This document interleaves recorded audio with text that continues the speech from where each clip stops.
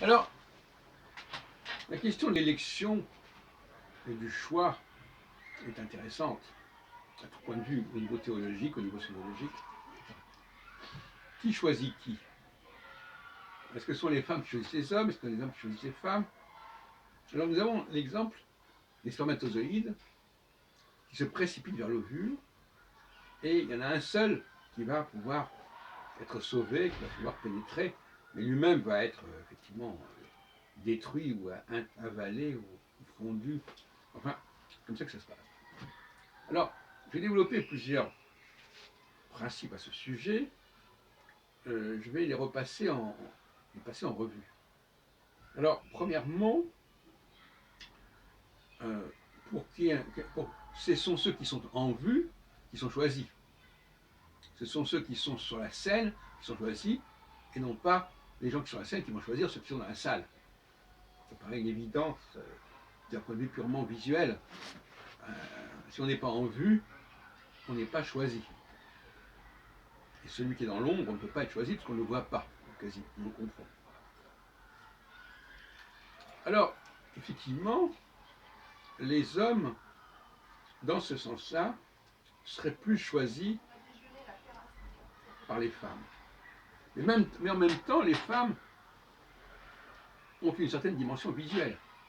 On les remarque. D'ailleurs, on voit chez les animaux, justement, un phénomène assez intéressant, c'est que souvent ce sont les hommes qui sont les plus chamarrés, les plus bariolés au niveau chromatique.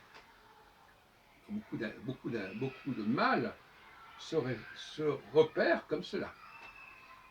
Les femmes, par exemple, dans le cas classique, le cas extrême, c'est le paon. Le mâle paon est beaucoup plus spectaculaire que la femelle. Et on pourrait dire la même chose pour le lion, par exemple, et la lionne. Alors donc, il y a un... Et par exemple, en Afrique, les hommes sont habillés de manière très colorée, ils ne laissent pas cela aux femmes. Autrement dit, on peut se demander si notre société occidentale n'est pas anormale, quelque part, dans ce qu'elle laisse les femmes avoir le monopole, en quelque sorte, de l'apparence. Alors que dans le règne animal, c'est l'inverse. C'est une question qu'on peut se poser. Enfin, disons que on peut jouer sur les mots en disant, oui, bon, il y a comme des hommes, comme on dit, en vue. Donc ils sont en vue, ils ont une certaine visibilité au niveau médiatique, etc. Donc, mais ce n'est plus une visibilité première au niveau vestimentaire, au niveau de l'apparence. Parce que de ce côté-là, je ne dis pas qu'on ne fasse pas attention à quelqu'un qui est très bien habillé, un homme qui est très bien habillé, etc. Mais ça n'est pas absolument fondamental, disons. Ça ne l'est plus en tout cas. De même que les hommes autrefois portaient des chapeaux, maintenant ils n'en portent plus. Avant c'était inconcevable de sortir sans chapeau. Il y a encore quelques dizaines d'années, ça ne se faisait pas. Et on le voit encore au cinéma, quand on voit des anciens films, tout le monde a son chapeau. Il y a aussi des femmes qu'elles devaient sortir avec coiffées. Enfin bon, il y a aussi des changements à ce niveau-là qui sont importants. Alors, pour revenir à notre questionnement, les femmes jouent un rôle important dans le fonctionnement de la société, parce que justement, elles choisissent, elles trient entre les différents candidats, avec plus ou moins de bonheur peut-être, en tout cas, elles jouent ce rôle en se mettant d'accord sur telle et telle personne, en disant ah celui-là vraiment il est remarquable, etc. Vous savez qu'elles communiquent beaucoup entre elles, elles discutent beaucoup entre elles, elles coopèrent, il y a des commérages, etc. Toujours est-il que ça permet de faire des choix. Alors, sur le plan théologique,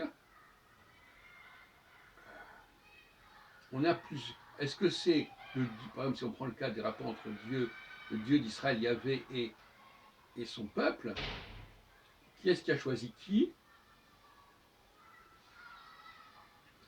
On peut dire que normalement, c'est le peuple qui choisit parmi les dieux existants, et chaque dieu d'ailleurs revendique une fidélité de la part de celui qui l'a choisi. Ça, c'est un point important. Puis je terminerai, parce que je ne peux pas continuer indéfiniment là-dessus, sur la question du doute.